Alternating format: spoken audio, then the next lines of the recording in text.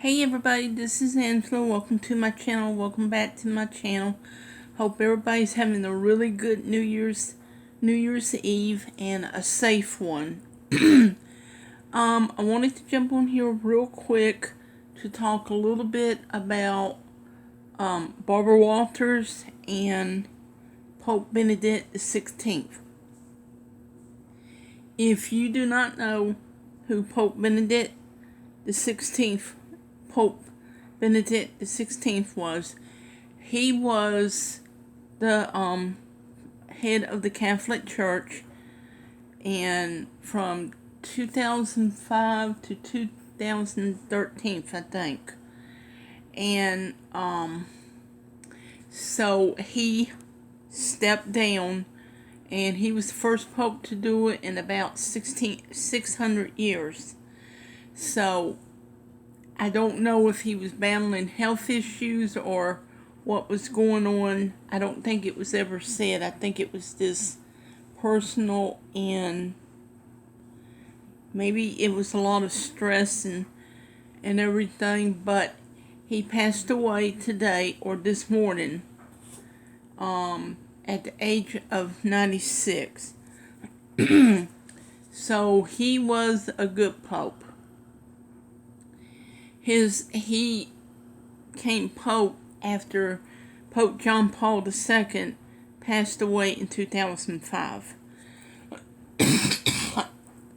So, I don't really know much about him. I just remember that much about him, and everybody was shocked and surprised when he stepped down. So I'm going to assume that maybe it was health issues or could have been something personal. Don't really know. The second person that I would like to talk about is Barbara Walters. Barbara Walters was, she was one of the first female journalists to be, just to be front and center. And a lot of men in the news industry, who was doing the news in the afternoon and everything, was intimidated. They didn't like it because she was a woman. They didn't want to be near her. I know that one of them, I don't know, can't remember which one it was, said he didn't want her sitting beside him. And there was a video clip where she told, she was sitting there, I think it was on ABC, and she's just looking at him, and it was almost the end of the program, and he just politely said, "You owe me 4 minutes." And she was like, "Huh, what?" So I guess he got his 4 minutes. So, I do remember her being on 2020 with Hugh Downs. I don't think he liked her very much. I do remember the interviews she would do, and there was a program she had every year called the Barbara Walters Interview. It was right before the Oscars or Academy Awards or whatever it was, and I just remember her interviewing everybody. All of the presidents from Nixon to Obama. She interviewed Donald Trump before he became president. Fidel Castro, the Menendez brothers. I'm not real sure. I want to say that she interviewed OJ, but I'm not sure. I know she interviewed Jim Baker. I think she interviewed the Nicole Brown's family. I know she did because I just watched it the other day. Excuse me while I take my glasses off. My eyes are hurting, itching. Go on, Ellie. Go on, Ellie. Go and jump. Jump. Sorry about that. I remember she interviewed a lot of celebrities. Fred Astaire, Gene Kelly, I believe Frank Sinatra. I know she interviewed Katharine Hepburn, Elizabeth Taylor, Robert Blake. She just done a ton of interviews. So, there won't be no one else like her. All of the women that you see today, they said if it wasn't for her, they would not be there. The View, she invented The View in 97, and she was the head of that. That was hers. She owned The View. She was the producer, director, you name it, that's what she was. Now, I will say this about The View. I do not watch it anymore. When she retired in 2014, I didn't watch it. Because the women of The View now, they're so disrespectful towards people.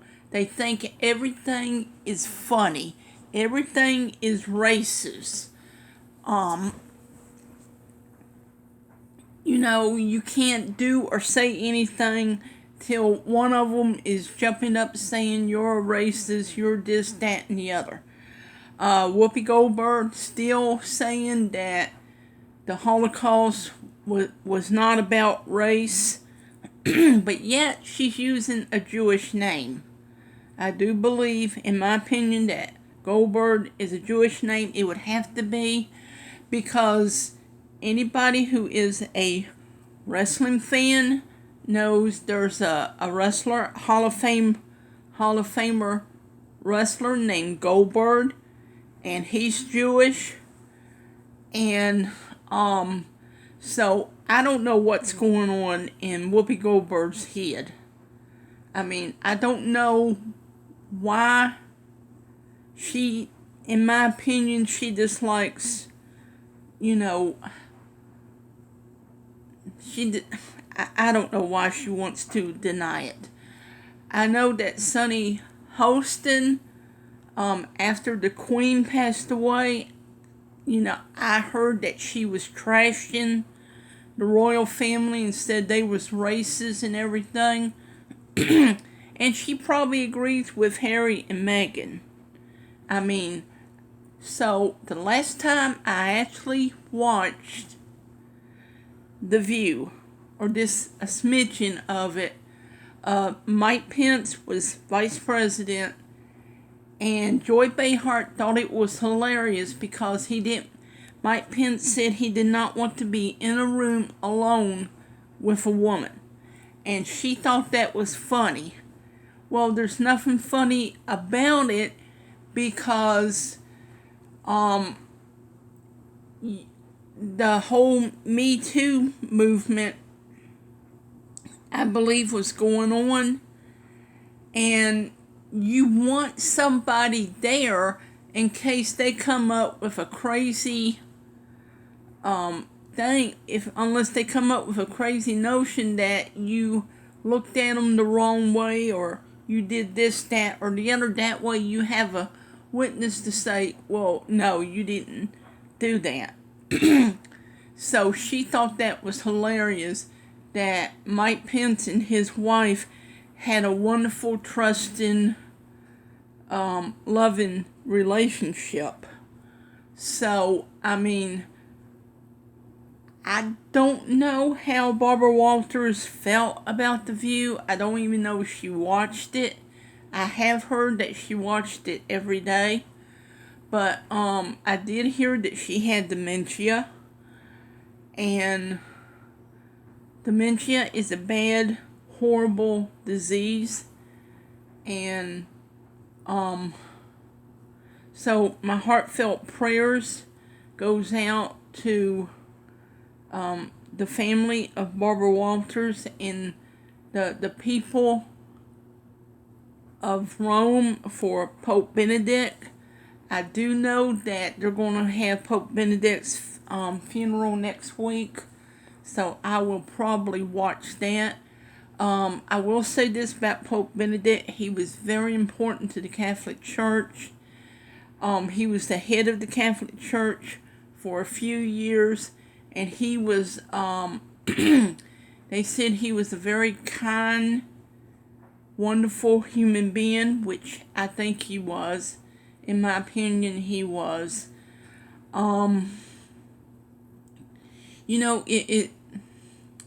It's just one of these things, and I was just not expecting Barbara Walters or Pope Benedict to pass away. I was just not expecting it. Now, I did know that Pope Benedict was sick, and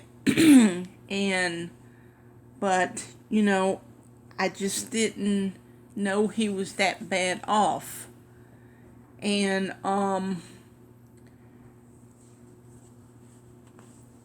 now why he stepped down, we may never know, because maybe it just got to him. Maybe it was just too much, and the struggle and the stress just got to him, and maybe he just couldn't handle it. So it's just one of those things where no one knows. And but he was a good man. He was a good pope, and he will be thoroughly missed. And I hope he will become a saint one day. In the Catholic Church, when someone higher up passes away, like the Pope or Mother Teresa or even Pope John Paul II,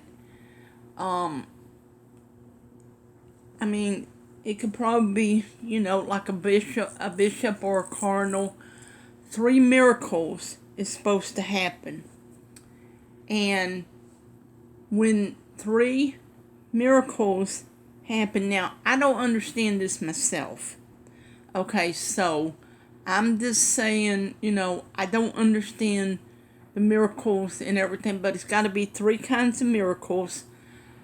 And then someone who had passed away recently will become a pope. Now, I think Mother Teresa became a saint a few years ago.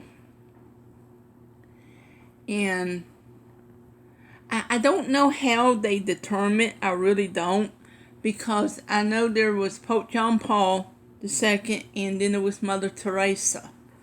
And I think Mother Teresa died in 97, and I think she died right before Princess Diana. I want to say she died right before Princess Diana died, because I think Princess Diana went to her funeral. And so there has to be 3 miracles to happen, some kind of miracles, and then it is recorded, and then it will be announced that so and so will become a saint. And I still call Mother Teresa, even though she's Saint Teresa. So some calls her Saint Mother Teresa and everything. But anyway, so I hope everybody has a really good and blessed New Year's. Please be careful out there. Be safe, and Happy New Year. And please hit like and subscribe to my channel. Please hit the notification bell so you know when I come up with a new video. And I hope to see you in the next one. You all have a good afternoon and good night, and God bless you.